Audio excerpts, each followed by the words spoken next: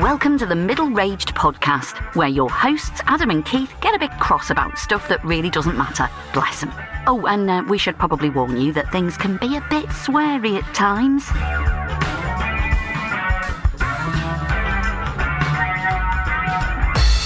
Hello and welcome to this episode 10 of the Middle Rage Podcast with me, Keith A. Pearson, and my co-host, the slightly flu-ridden Adam Eccles.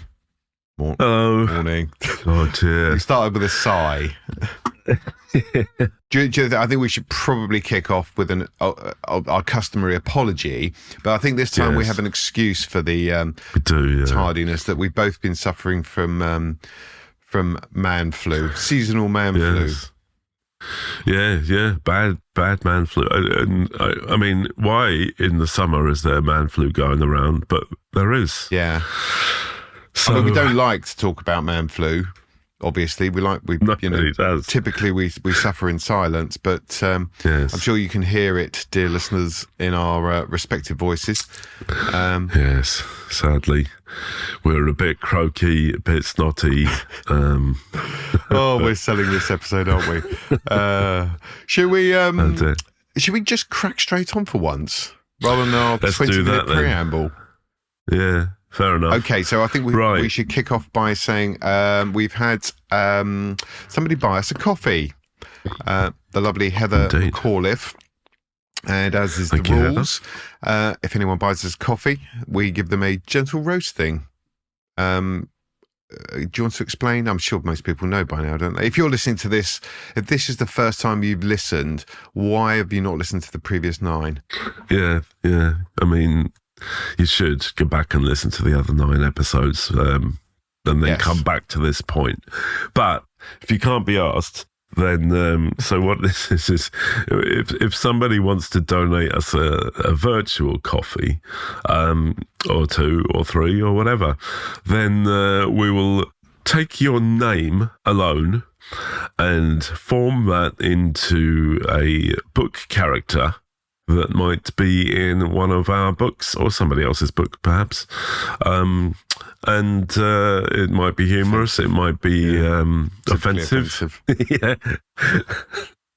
And you might at least be a little bit entertained. But that's what you get for your donation, for which we're very grateful, right?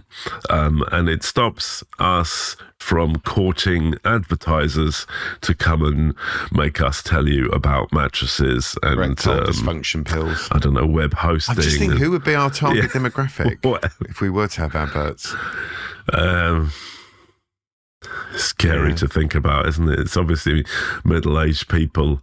I'm not sure what products would appeal to I don't know, sort of middle-aged wine. Misanthropes. Okay, we'll have to give that one some thought. But for now, though, we are ad-free. So thank you very much, Heather McAuliffe. Am I pronouncing that right? Yes. McAuliffe. Probably. McAuliffe. That's how I would say it. Who bought us 2 coffees, which is very, very kind of you, Heather. So accordingly, the snotty Mr. Eccles is going to kick off. Right, okay.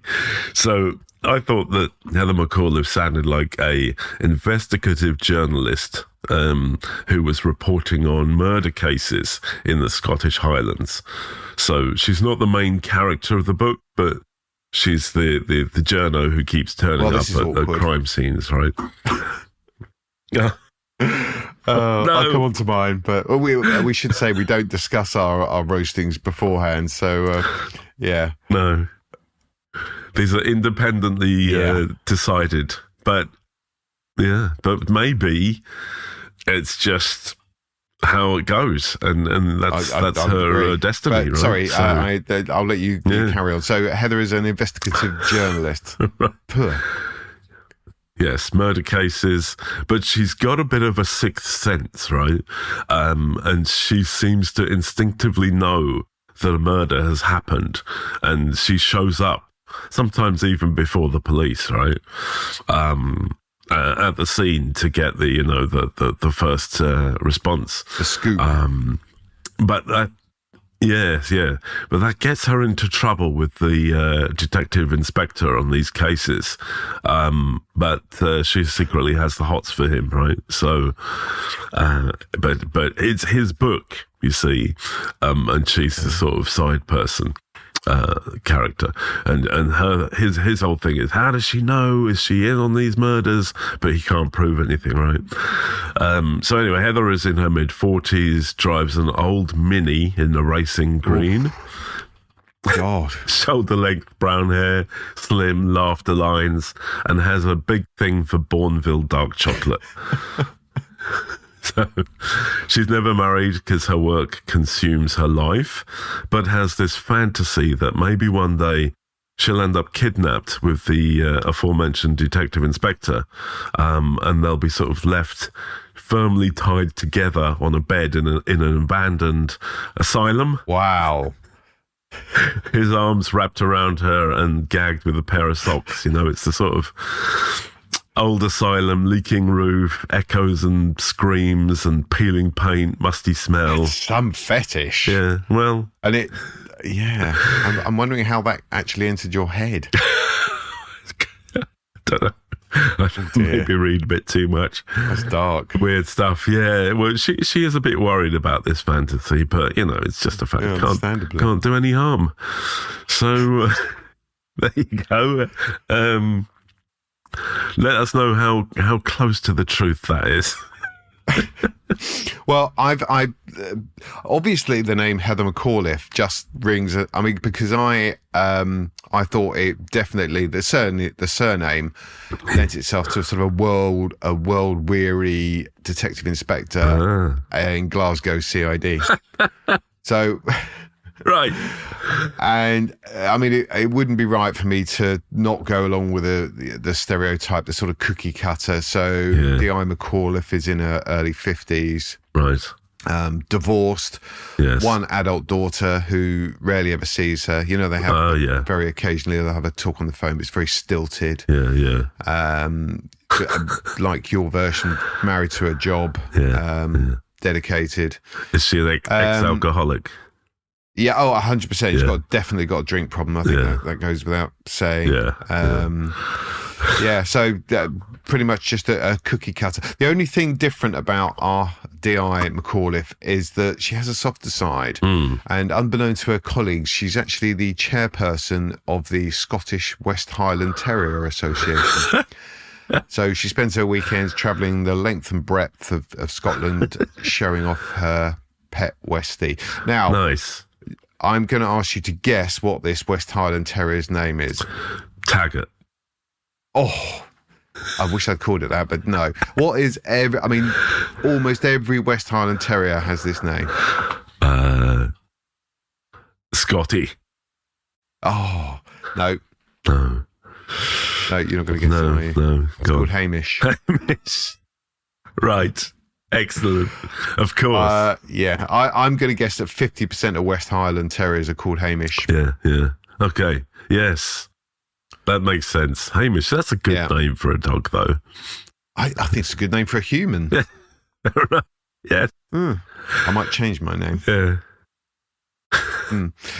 Hamish Pearson. Keith. Hamish Pearson. Oh, that actually makes me sound a bit like a crime writer. Yeah. Big, right, huge. Okay, so thank you very much, Heather. I hope you enjoyed your roastings, and you've clearly. I wonder if Heather is actually Scottish. Well, the two names are fairly Scottish, right? So maybe she doesn't currently live there, but I would say that there must be some Scottish in her history. Yeah, let us know, Heather. Scottish. Well, there we are. Wouldn't it be fun if she actually was an investigative journalist or a DI at Glasgow CID? I mean, you know, if not, then that is a career choice to look into. Yeah, definitely. We don't know Heather's age, but you know, never say never. No, never too late to turn the page and start afresh. Absolutely. There we go. Keep off the booze, right? Though. Pardon? Keep off the booze. It's mandatory, though, isn't it? I suppose so. Yeah. Okay. Right. Should we get some raging off our chests? Absolutely. So what's got your goat? So I think it was, I might have mentioned this before, I think it was 1993 when I first got a modem attached to my computer, and consequently sent my first email, 1993. So what is that? That's like 31 years, isn't it? That's some 31 years of me screaming into the void. So have you still got that email address? No. That was with Demon Internet, and they don't even exist anymore. Yeah. I think my first one was something. Do you remember? Is it Lycos? Oh yeah. I think they had a dog or something. Yeah. It may be an AOL. Got one of those discs. Yeah. You get 50 hours free dial up. Yes, right. Well, there was nothing free back in my day. Yeah. Sorry. Had to pay it. Isn't it a thing now? You're reminiscing about the internet. Jesus. I know. But I mean, look, most people probably weren't online in 93, right? But no. But anyway, my first email was sent in 1993, and it was sort of a magical type of thing at that stage, right? It was like I'm typing something. You have to, I suppose, to anyone young enough to not realize this, but the only way really to sort of send a letter before that was to, print it out or write it out and then stick it in the post. And I'm not talking about business emails at that stage. Obviously, I was just sending whatever crap. But it was magical that you could send somebody a letter and they would get it like 30 seconds later. And they might reply to it, and you'd get one back in a few minutes. And it was just like no one had it. Who the hell are you emailing in 93? Well, I knew somebody in Houston. Okay. Yeah. Could you not fax them? He could, but I always thought faxes were kind of crunchy and crap. I don't know why. Yeah. Just apparently they are still in use. Seriously, people still use a fax. Nobody's gonna. Wow. Okay. I think in certain, I'm sure I read somewhere the other day that they use them in the football clubs, use them for like transfers and things. Really? Yeah. Why? Because I assume like a signed document can be faxed, whereas there's solutions for that these days. But wow, yeah, maybe they're a bit behind in the football world. Wow. Okay. Well, yes, you could send fax. I don't know what the invention of faxes was, but as a sort of 20-something lad, I didn't have a fax machine. So, or a pager. No. I might have had a pager, actually. Anyway. Who was paging you? My dad. Nobody else. Your dinner's on the table. I don't know why I just made your dad northern. I don't know. He was from Watford. Oh, okay. Anyway. Can't do a Watford accent. Anyway. But so anyway, with that said, right, the magic of those early emails, little did I know that emails would become the bane of my life. And these days, the landscape of emails is just littered with mines. So, just some examples, right? So this year, I'm talking primarily now about work email, right? And I have a day job, buy my books to stop me having a day job. But at the moment I do. So this year to date, so it's what is it, July 27th, right? I put my emails into yearly buckets, right? So I have received 10,516 emails. What? Yep.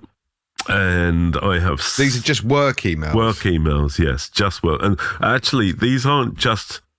That number is after I do my automatic deletions and like delete and get rid of this, that and the other, right? It's just crap that comes in constantly or crap that is moved to a different mailbox or whatever, right? So that is just my inbox. I don't even want to calculate the ones that get deleted and that. I'm trying to, in my man flu riddled mind, work out what that is a week or even a day. It's about too fucking many, I would argue. It's about 70 a day, I think. Working days, right? Because I don't work on Saturdays and Sundays. So yeah. So, and I've sent 2,715 emails myself this year, to date. So what you're saying is that only a quarter of your emails are actually ever responded to. Well, you should work for HMRC. It's more like 75% of my email is junk that you don't, you know, that's just spam and what's the word? Sort of like notices of something happening or some system that I've never even heard of is going offline for a minute and then it's back up again, and you know, all that kind of stuff, and product announcements and things like that, right? I work in a large computer company and there's a lot going on, basically. So yeah, that. Do you work for PC World? No. So they compared those numbers, right, to last year. So 2023, I looked in my mailbox, and my inbox was 17,392 emails for the year. Yeah, for the year. So I'm, you know, we're halfway through the year, and I'm already above that, really. So it's trending up. And last year, I sent 7,134 emails. Jeez. Now, you'd be forgiven for thinking that my entire job was reading and writing emails. But believe it or not, I have other things to do as well.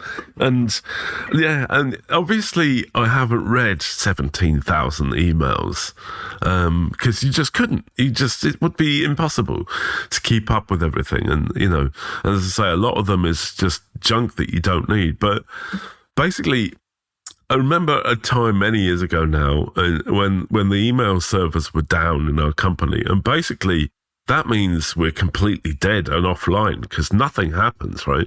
I don't know if this is the same in other large businesses, but without email, without Outlook, like there is no business. It's just dead. How long was it down for?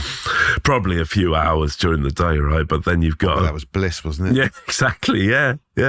Like just peace for a minute.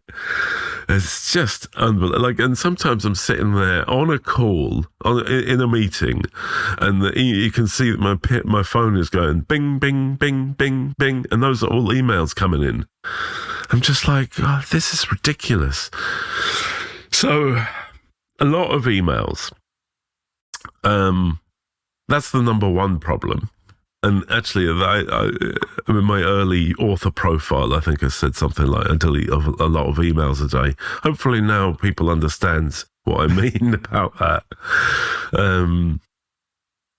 Now then we get into the actual depths of those emails, right? I don't understand why these sort of email type cultures exist, right? But you'll have somebody write out a sentence, I want you to do this thing, whatever, and all that sentence is correctly typed and spelt and, you know, not abbreviated. It's littered with TLAs, you know, 3-letter acronyms, because that's what we do a lot, right? But the words are coherent, and then at the end they say plus. PLS, plus, instead of please. I'm like, why did you... That should go straight in the junk folder, surely. Yeah. Or tux, TKS, thanks. Tux. Like, you've spent the time to write out all that rest of that sentence, right? And what, you're going to save 3 characters at the end there, and when you... They're using I'm assuming they're using a keyboard rather than their phone. You can kind of understand it on a phone to a degree. I mean, most people will be sat at their laptops, yeah. You can tell if it's done from a phone, right? So, yeah. Most people, and I tell you what this says to me, right? If you write out your whole email normally, and then you can't be asked to complete the word please or thank you at the end. It feels like that please or thank you is insincere. You know, it's like an afterthought. Oh, I'm not going to write the full word. I'm just going to put it there like, fuck you. It just says fuck you to me. So please just write out the word please properly. Or, even better, don't put it. Don't bother with plus or tux. I don't want to see that, right? So advice on how to get me to respond to your email. I'm just making notes here. Good man, yeah. Another thing here that I see a lot, right, is instead of, if the email is to say two people, somebody will write, hi, both. Both. Oh. And that feels like ick to me. Hi, both. What does that mean? Hi, both. Just... You can write hi Adam and hi Dave, right? That's fine, or hi Adam, comma Dave, or whatever, right? Hi both is not a. It's not a. Does this happen a lot? Because yeah. I'm guessing by the fact that it's made it to your rage point that this is something that's built up over time. Very frequently happens, right? I've been in the company for 18 years now, and I daren't calculate how many emails that is now, but yeah, all of these things that I'm going to bitch about are very frequent occurrences, like daily, maybe more than once daily. And yeah, hi both. That is not a acceptable greeting in my book, right? Moving on, then we have a lot of people using I think maybe I've brought this up before, right, in the grammar episode. I can't remember that. But people who use the wrong tense of the word advice, right? God almighty, that because this is a business speak thing, right? And they'll ask you, can you advise? And it means, can you do your fucking job, right? Basically. But they say, can you advise me? No, I can't advise you because that isn't a thing. Do you ever email people back on this? That's my lottery dream, right? Is when I will start saying what I want to say in all phases of work. Yeah, telling people that how they should.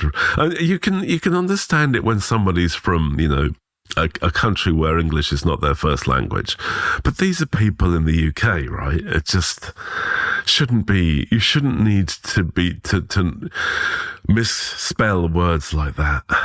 Anyway, surely these things have spell checks. And, yeah, definitely they do. And they will immediately underline words that are wrong, but they just don't care. I wonder. See, one thing I have noticed. You go back to the days when you used to write a letter. You knew that you had to put all of the information that you required. As I say, it was a business letter. Yeah, everything had to be in the letter, right? Because you needed all the information, right? Right. So the correspondence would be just, I send you a letter, you read it, you reply with all the information I need. That's it. Okay. But because of email, everything is done now piecemeal, I find. So somebody will say, ask you a question, so you reply to the question, and they'll come back and go, well, and then there'll be some supplementary information that they want. You think, and then another one, and you think, why didn't you just fucking ask this in the first place? Why are we toing and froing? This is not a chat. It's a business related communication. Absolutely. Just ask what you need to ask and fuck off. Don't keep coming backwards and forwards. It's tedious. It really is. But I tell you what, though, when I ask a question or request somebody do something, right, I do exactly that. I put a huge amount of effort into crafting that email clearly and concisely with all the points that somebody might need to go and do the thing I've asked them to do. Links, color-coded things like here's the important thing. I'm making it bigger and putting it in bold and underline and making it yellow, right? So, but then nobody actually reads that. So how many times do you get emails going, what about blah, blah, blah, which you've obviously outlined in the email. Scroll the fuck down, motherfucker, because I've already written that. So it's in the same email. You just need to scroll it down a little bit, and then you will see the words I'm going to see. I'm going to guess. So you actually, when they say, what about blah, blah, blah, you respond to them and say, I already pointed out in the email, and they respond, oh, what am I like, lols, smiley face. If only. There's sometimes that happens, but mostly it's just nothing because they just don't care. I mean, look, everybody in the company gets a million emails a day as well, right? So fair enough. But most of them are not nicely laid out and with all the information, right? So just like if you do get an email that is important and clearly laid out all the information, fucking read it before you open your mouth and start typing back, a question about the thing that you've already got. Do you know what, right? If there was a rule, right, so you start a new company and they said to you, every time you send an email, it's 1 minute off your life. Literally would be 1 minute off it. I think people would be a bit more... I'd be dead about 10 years ago.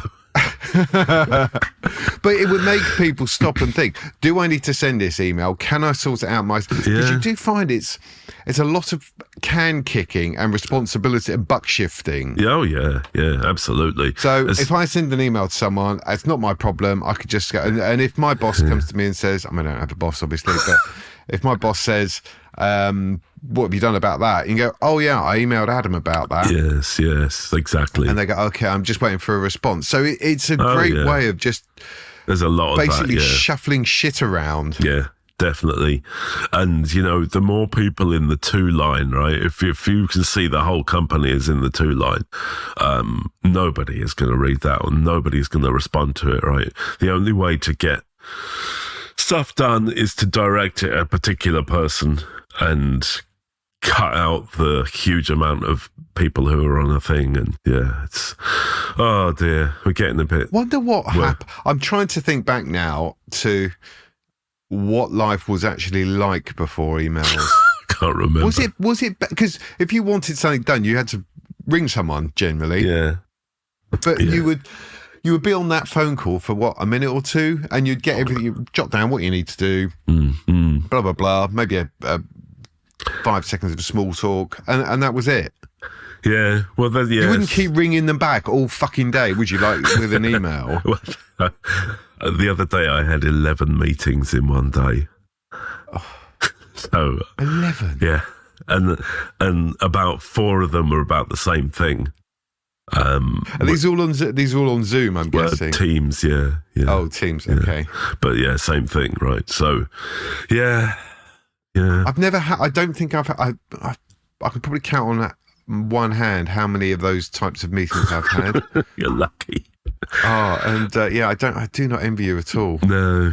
So again, although I did see actually, it was a clip that was viral that said somebody had done one of these meetings, work things, and I think somebody had left their computer on. Oh yeah, hadn't logged out, and it was a woman being rogered over her desk by her other half. Nice. And this was going on during the meeting. Excellent. So everyone was sort of sitting around, sort of awkwardly. Yeah. Oh dear. That ever happened to you? No, I don't put video on. Oh, okay. How does it? Oh, okay, right. I just do audio. So no one sees you, but you get to see everyone else. Yeah, there's no one. Exactly. Yeah, I just refuse to do video. Sometimes it comes up like, oh, can you put your video on? No, simple as that. No, not comfortable. Not going to do that. End of story. Some people feel pressured into doing it. I'm just like, no, I'm not going to do that. Sorry. Do you know what? I think if I was doing that, I would be inclined to wear a quirky kind of hat. Yeah, okay. Like a fez. Nice. Like, what's his name? Who was that? Tommy Cooper. Yeah, there you go. But you could have like a different hat and just don't say anything. Just see if anyone mentions it. Yeah. Maybe wear it at a slightly jaunty angle. Yeah, oh yeah, definitely. No, I'm just not a video person. It's against my nature. dear. Sorry, we're anyway. So back to your email rage. So another thing is all the business speak, right? So when people say, "I'll revert to you," what the fuck does that mean, right? Revert. It means they'll get back, right? But it's not. That's not. You just get rid of that. You don't need, like, there's this sort of culture that to use different words because you're sending an email, right? And circle back, going forward. All these things just make me shudder. Here's a good one, right? Ridiculously long signatures at the bottom of the email with animated graphics.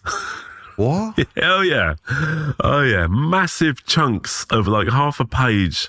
Imagine it was like half a page of A4 with all your company information and a logo, and then a stupid thing disclaimers. With like a big banner, and it's animated and flashing, and like, Jesus Christ, like is it the 2000s, you know?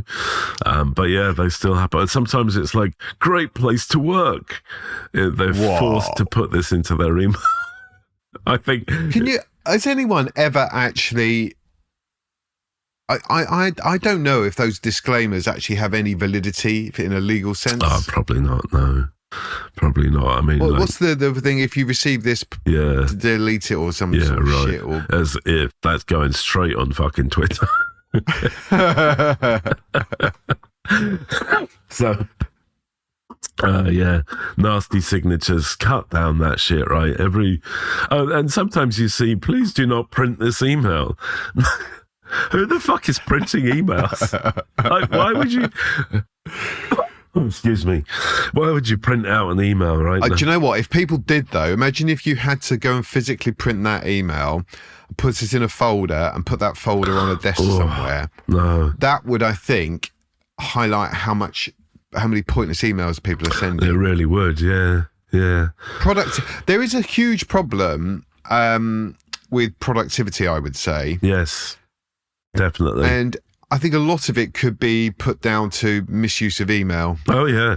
Or just using email for can kicking and other associated purposes. Yes, exactly. Yeah.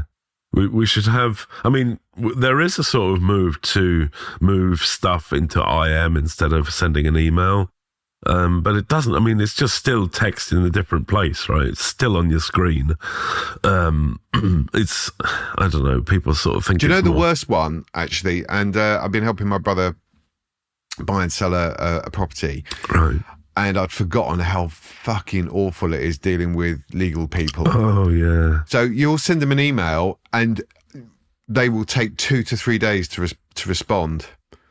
Wow. And this is not like, this is information you need. And then they don't quite answer the question you asked. So you've then got to go back and ask again. And you can't ring them. No. Yeah. So you then got to say, well, thanks for clarifying, but you haven't actually answered the question. What is blah, blah, blah. God. And then you've got to wait another 2-3 days. If you might as well be writing to them. Yeah. I think lawyers and stuff do that sort of stuff on purpose, just to piss you off, right?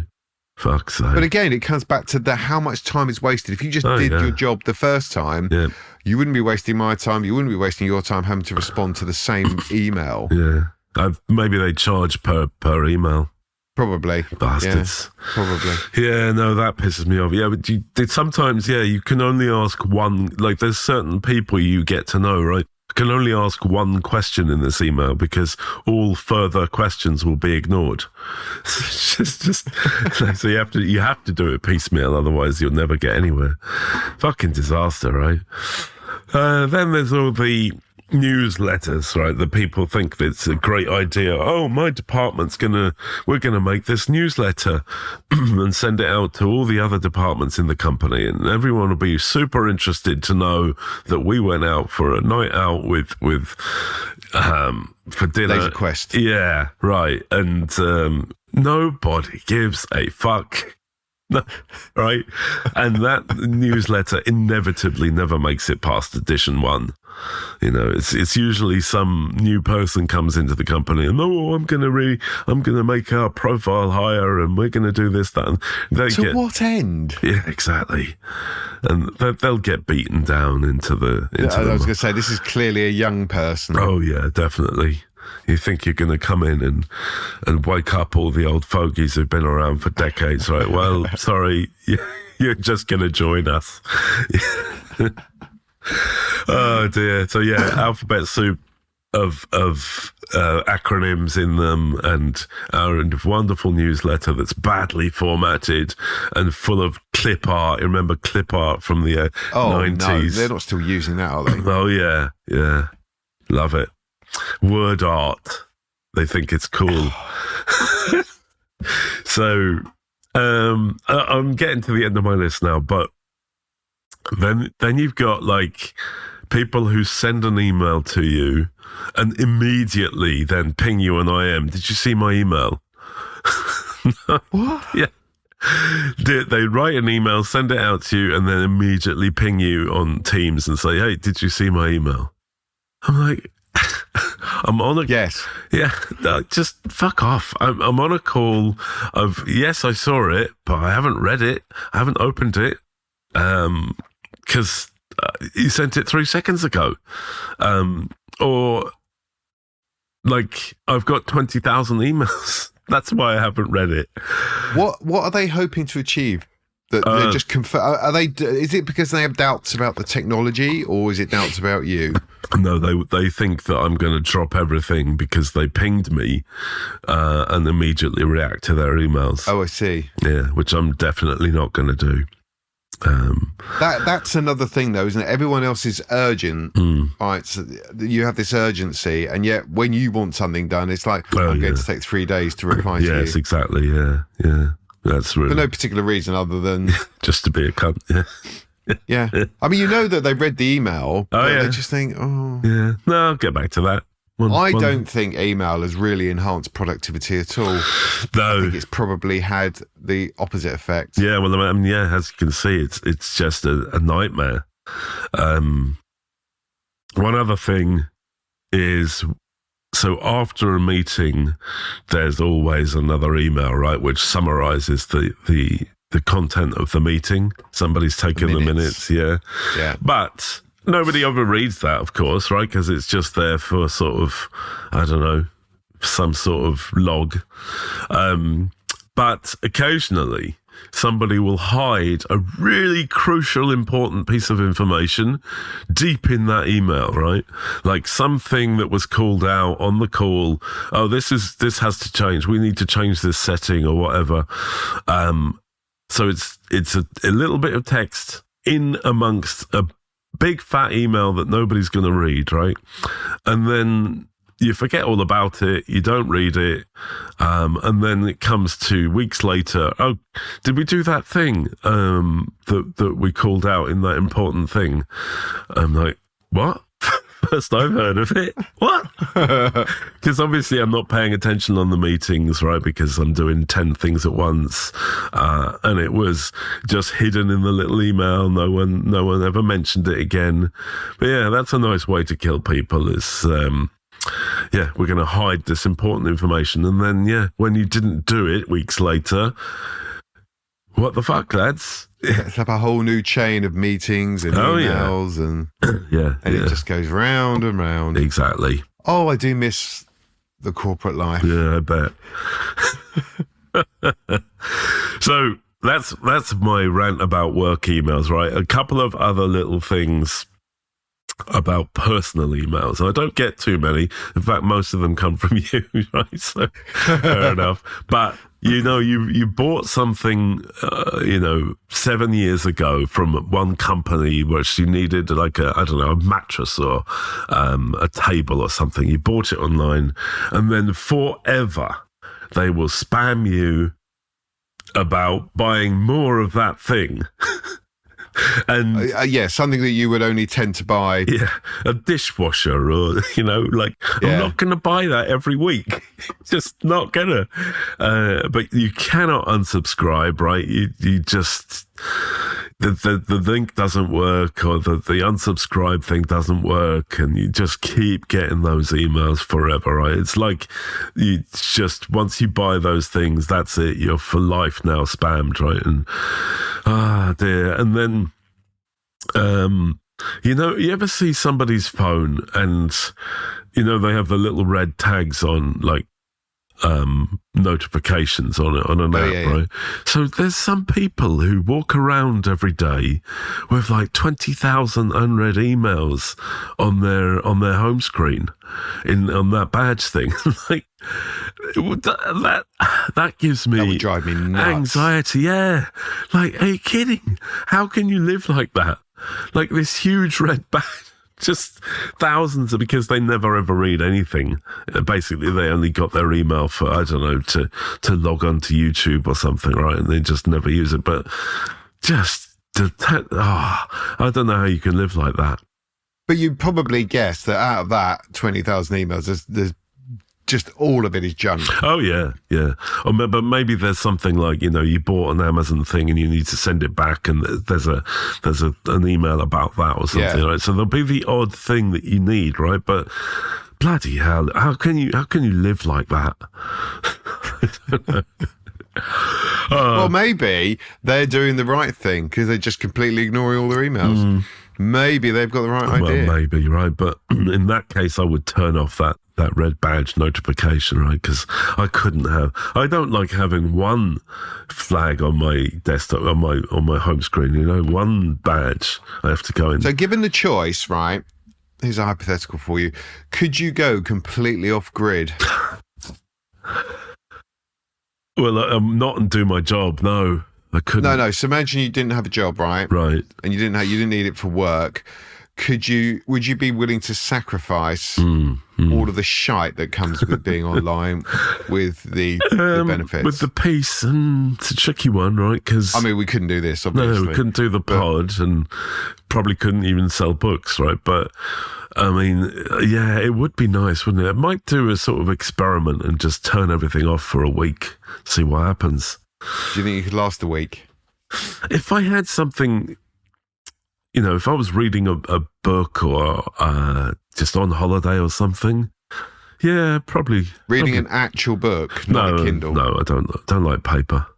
No, I don't. Gives me the ick. I got, this is an aside, but I got a Kobo e-reader the other day, and it's pretty cool.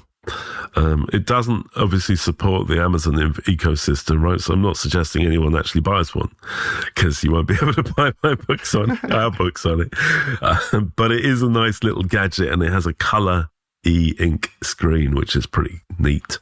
It does need a few features, doesn't it? On the basis that you can't actually read anything from the world's biggest online book retailer. The reason I got it was for editing my own books, right? So it's got a little pen thing, and you can highlight in different colours and stuff. It's pretty cool for that. But anyway, digression. But yeah, if I would read an ebook or something and just chill out for a week, and it would be refreshing, I think. And probably I haven't really had a holiday for decades, so I think maybe I should do that.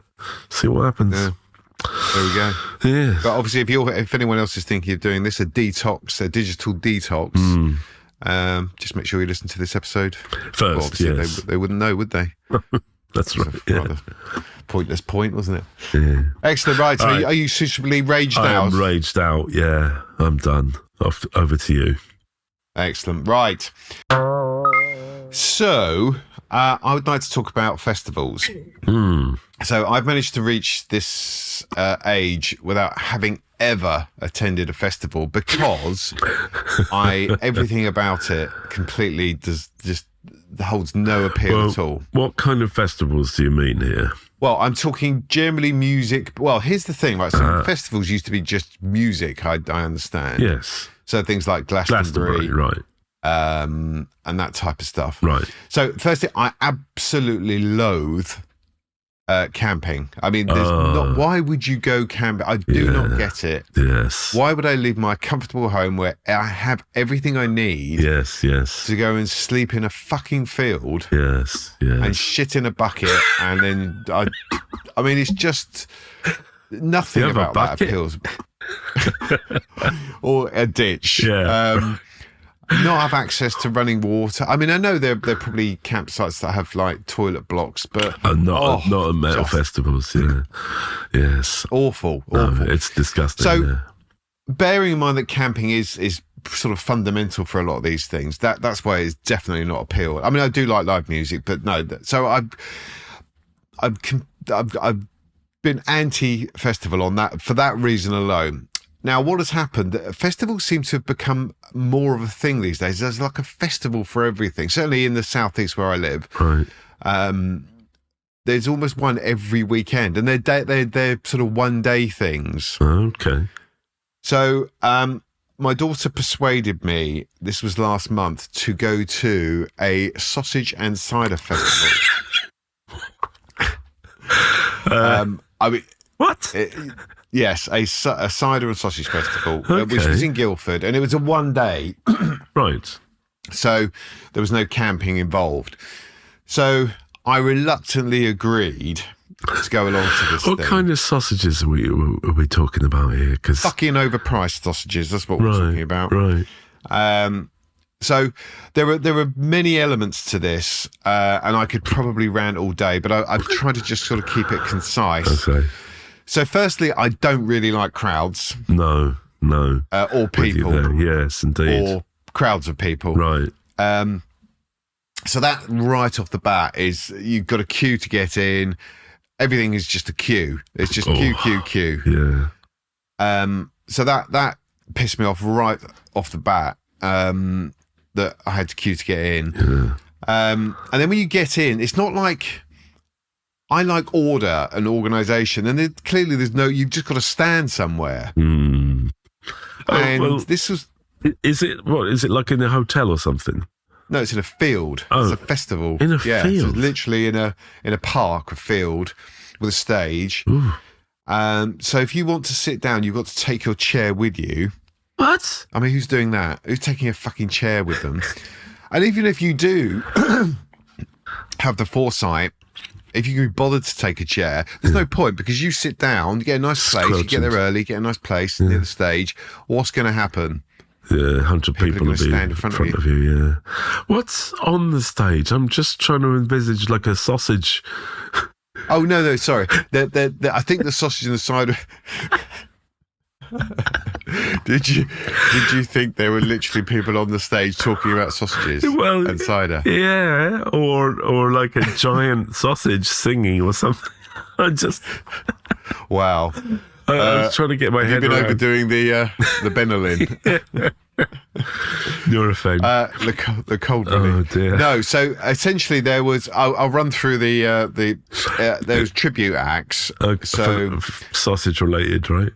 No, there was one that was there was something called karaoke, which was like a karaoke thing with some guy who used to be in EastEnders. Okay. There was the headliner. I understand that is the term. Was I can't even remember them now. Top Loader. Do you remember Top Loader? Yeah, is that Dancing in the Moonlight? Yes. Yeah. Can you name any of their other hits? Probably weren't any, were they? No. So they had to do a set. I know. Just Dancing in the Moonlight 5 times. Yeah. I mean, that's that. Clearly they played that last, because otherwise if they'd played it at the beginning, everyone would have just fucked off. Brilliant. And the other one was, I think it was Scouting for Girls. I don't know that. Scouting for Girls, who, I have heard of, and they were okay.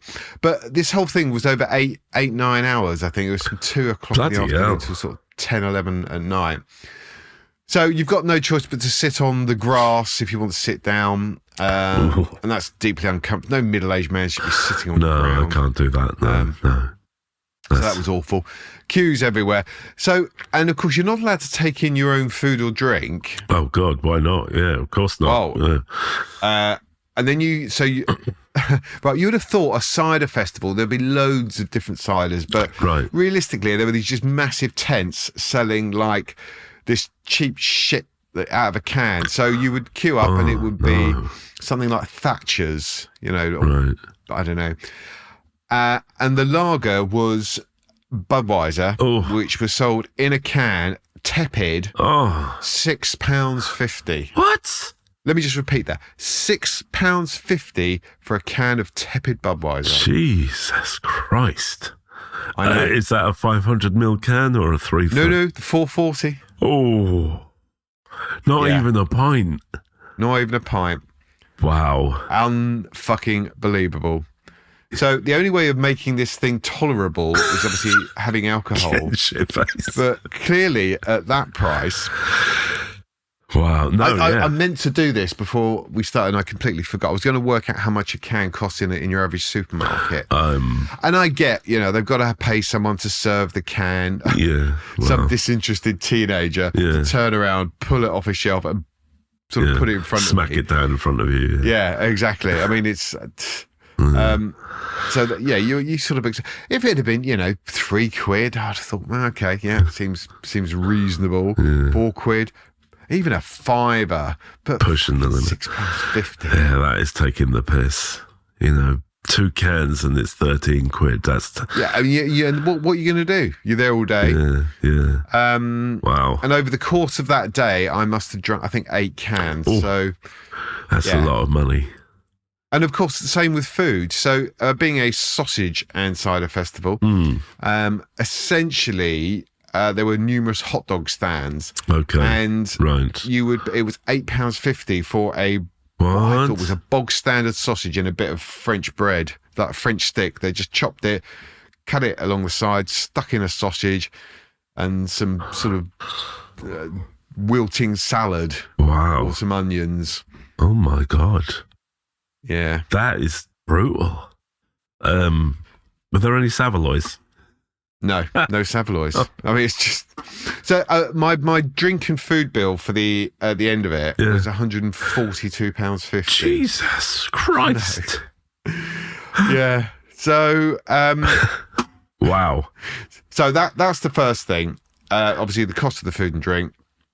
The toilets. Oh God! Right. Wow. I knew they were going to be grim. Yeah. I just did not realise how grim. Right. Oh.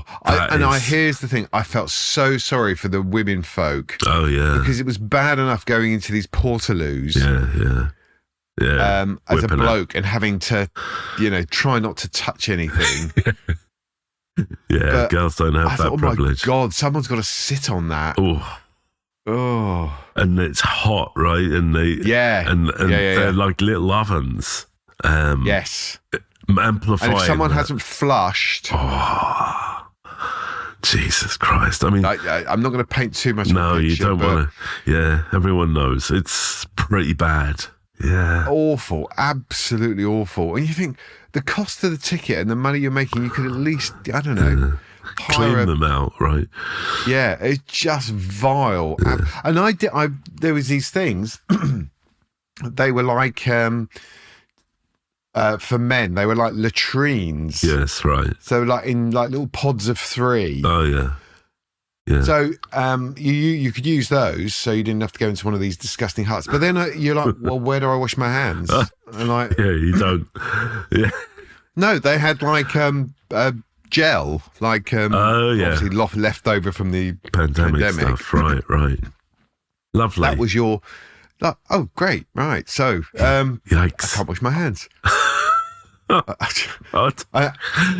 just go around stinking of and then you eat your sausage. Hand sanitizer. Yeah. Weirdly that put me off eating if the cost hadn't already done that. Oh my God. That is pretty brutal. Yeah, so I'd like to go into real detail about this, but I'm still traumatised by it. And all it's really done is just reinforced my belief that they're just all... And you see them on TV, don't you? You see things like Glastonbury and that. And everyone looks like they're having a right old time. Yeah, right. Everyone looks very happy. There's like, yay, blah, blah, blah. But they obviously just show the best bits. Yes. They don't show, all the god-awful stuff. Someone being sick in your shoes. And... yeah. Oh. Yeah. So, yeah. I've been to, I think, 3 metal festivals in Europe. It was either this is a heavy metal music rather than just lumps of aluminium. Heavy metal. So in where was it? In Belgium, can't remember where it was now, and in Germany somewhere, again can't remember where it was. Let's say Dusseldorf, something like that. It's Wacken and Grass Pop, if anyone knows what those are, right? But this was a long time ago. I was much younger then. But, yeah, all of those things you said are valid. But plus the camping part, which was absolutely horrific, right? Lying in a hot tent on, not flat ground with like a lump of grass or a stone in your back and... and of course... Did you share a tent or did you have one on your own? Well, sort of sharing tents, but, and it was, of course, nobody sleeps, right? And they're all just drinking, all right? So you're just basically not going to sleep for 3 nights. And, the toilets, you had to buy a ticket to go to the toilets, right? Which became known as shit tickets. So, and that you'd think that would mean that they would clear them out a little bit and make a bit nicer, but nah, not really. Well. So if you didn't buy a ticket, you couldn't use the loo? Yeah. Just surely that's some sort of human right. Well, I mean, probably people were shitting behind whatever. This is the thing, though. It's a huge open field or fields. There's no shade. There's no trees. There's no nothing. Oh, yeah. Right? And let's face it, the weather is either... What are the chances? Because you have to book these things months in advance, don't you? Yeah. What are the chances in the UK of the weather being just right on that particular day? No, I mean, look at Glastonbury is like a mud fest, isn't it? It's just awful. It's either roasting hot and you're actually pouring with sweat and dying, desperate for some shade. And you think you go into a tent, it would be shade. Yeah, there's shade, but then it's like an oven, right? So there's just no respite from it at all. And I'm not good with heat, so that was that. And then, of course, the food is usually bratwurst or something. Did you manage to do all 3 days? Yeah, a couple of times. Oh. Yeah. Pretty. I mean, I was dead afterwards. Dead. I can't think. I mean, they could literally resurrect Freddie Mercury. For me to want to go to something where I had to go to one of these. Yeah, I like live music, but I like to go and see it in a venue where I don't even like standing up. I want a seat, right, and I don't want people standing up around me. I shouldn't go to live music, I suppose.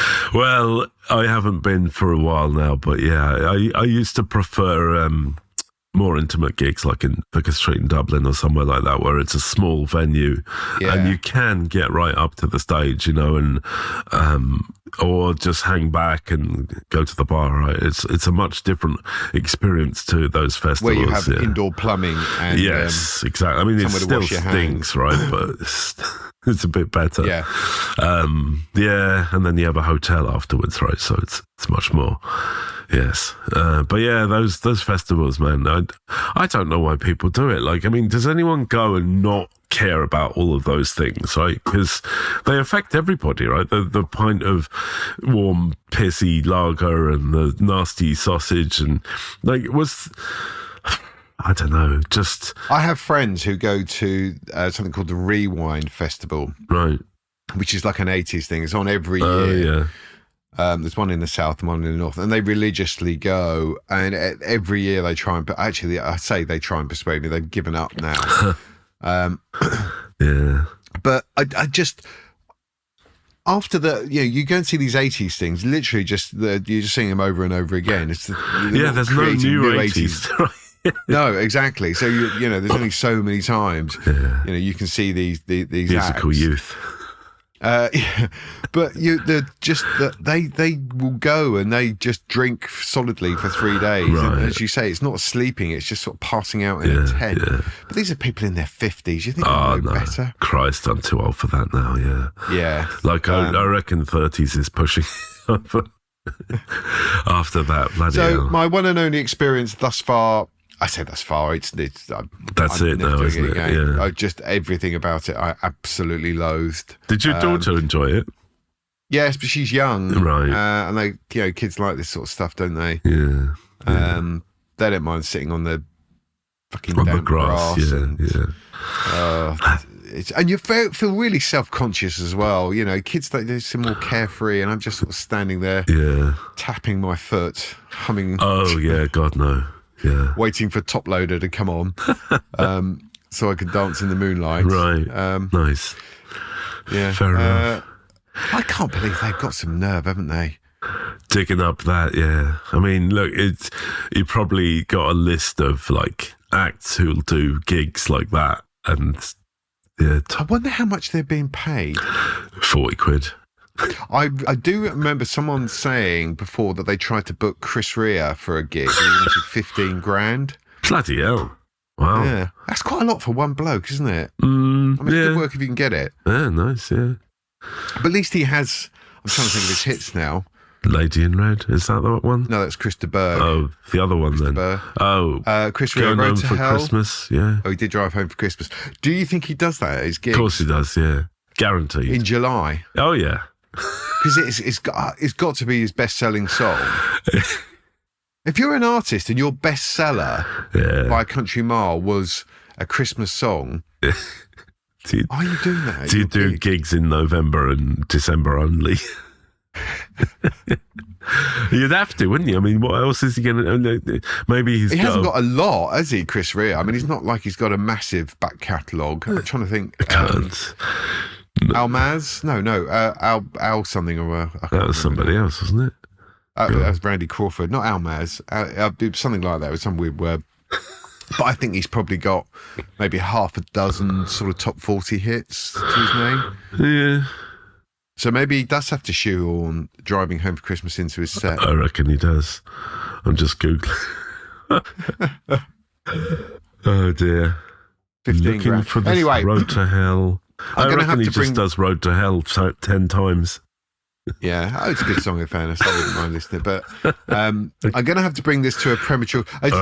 I'm amazed that we've managed to do an hour and a minute, to be honest. Oh, yeah. With very limited coughing, spluttering, sniffling. Yes. Although it does feel like my throat it's a bit raw. About to turn in on it. Yeah, I know what you mean. I'll do a bit of editing to take out where we bring up a lung. Do you, the things we do, dear listeners, for your listening pleasure, the sacrifices we make. Not sure if we mentioned that we both have man flu, or we've both been suffering from man flu. Yeah. And we are such brave little soldiers that we've decided to put that aside. Indeed. So, should we just round off with a nice happy ending? All right, let's do that then. What's your happy ending, mate? Right. Well, I was on a bit of I was in London recently for work, and I thought I would do a little bit of time travel while I was there, right? As that's in the profile, isn't it? So some people may have guessed from my accent, I don't actually hail from Ireland, but I just have lived here for a long time. But yeah, I came from a little town just north of London, and I hadn't been there for 30 plus years. I can't remember exactly when, but I had an afternoon free, so I thought, fuck it, I'm going to go and have a little walk around. It's only like 40 minutes on the train out of London, and I had a little walk around my old hometown, which was in many ways a walk around memory lane, right? So I would walk past a house I used to live in. I didn't knock at the door or anything, right? But that would be weird, wouldn't it? Yeah, I used to live here in the 80s. Fuck off. Yeah, fuck off. But it hadn't changed very much. And in fact, there's like a sign on the wall that I remember my dad made, still there. So that's interesting. And then I walked up. I'll tell you one thing is if I forgot how steep the hills are in that town, right? So, or maybe you're just unfitter. Well, definitely unfit. But yeah, it was a hot day, and I walked up this bloody hill, and I was like, "Oh fuck that!" So yeah, but I walked past where my old school was. It's not a school anymore. No, it's some sort of, well, I guess it's a house, massive house, but yeah, an old building. I should say that this town is kind of affluent. I wasn't, but the town was. And then I walked by, where my kindergarten was and where I used to play in the fields and stuff, and it was in just the fields. Yeah, it was. I had visions of like. We were talking about fields of barley and no, like a playing field. Yeah, field. playing field. Good. Okay, yeah, just by the school. You sort of skipping through the. No, but yeah, okay. It was just, and I was surprised that really nothing much had changed in 30 odd years. So it was a nice trip down memory lane. Yeah, so that's my happy ending. Excellent. Well, it's been a while. I think it's been about 4 weeks since our last episode. We listeners, we do have a plan going forward, medium term, to increase frequency. So yes, please stick with us. Don't think that your efforts are not your efforts are in vain. Well, I've lost my train of thought. Yes, my happy. So, anyways, in the intervening weeks since our last episode, I released a new book. Hey, yay! Called No Easy Deeds. Excellent. And go and look at it on Amazon if you like. And it's been the most... right, okay. I'm trying to say this now. The best reviewed in terms of... I can't even say it. I think I've had too much Benylin. The best reviewed... Right. In the shortest time. I've lost the ability to talk. Yeah. Oh my God. Right. So anyway, lots of people have said lots of very nice things about it. It's got lots of very good reviews. Excellent. More than any other book that I've written. And nice. Yeah. So I was very, very pleased. What I tend not to, I don't know about you, but I rarely look at my reviews after the first week or two. In terms of even the number or the overall rating, right? Because I always shit my pants and think, oh my God, if everyone hated it, I don't want to know. Yeah. Particularly as this was the first book in a series, and I thought, oh my God, I'm already, I don't want to get into that headspace where I know everyone. I've got to write a follow up to a book that everyone hates. Everyone hates, yeah. So I kind of avoid it, and then I accidentally stumbled across, oh my God! And I think it had like 580 views, and it was still bloody hell. It was like 4.8 or 9 or something like that. Wow, nice. So yeah, I was absolutely. But clearly, I have to thank everyone who has read it and left either a 5-star review or either 5-star rating or review. That's made me very happy indeed. It's at 678 at the moment. Wow. Bloody hell. Okay. That's not bad at all. Very nice. Nice. That's pretty good. I'm very bestseller. Happy with that. Very good. And I can say myself, I've read it and it was great. So yeah, if you haven't read a version of it. Oh yeah. It's like an earlier version, right? But still. Yeah, it's had many, particularly the ending, it had many oh my God, I literally have lost the ability to think of words. Incarnation? Is that... I don't know. Sounds about right. I'm now at that stage where I don't even know what certain words mean. Go back to bed, mate. Yeah, I did take lots of narcotics this morning, knowing that we had to do the podcast. Yes. So I took an anti-something or other, and I think it's just made me a bit dozy. Oh, yeah. Dozier than usual. Yeah. Fair enough. And even so, we've managed to do an hour and 8, which I think is full credit to us. We deserve a pat on the back. Yes, indeed. Or a cup of coffee if anyone's interested. Yes, what martyrs we are. If you'd like to reward our martyrdom, I mean, it's not, I was going to say something and I probably shouldn't. Let's move on. Yes, right. Go to buymeacoffee.com/middle-raged and you will receive a gentle roasting. Yes, indeed. And do go and buy Keith's new book because it's a cracker. If Heather does have a West Highland Terrier called Hamish, that would be fucking amazing, wouldn't it? Send a picture. Yes, please do. Or would it be worse if she did have and it died recently? Oh, God. God, what a way to end, eh? Christ. Rest in peace, Hamish. Poor bastards. All right. It got very dark very quickly. On that dark note, we shall say goodbye and till next time. Indeed. Take it easy.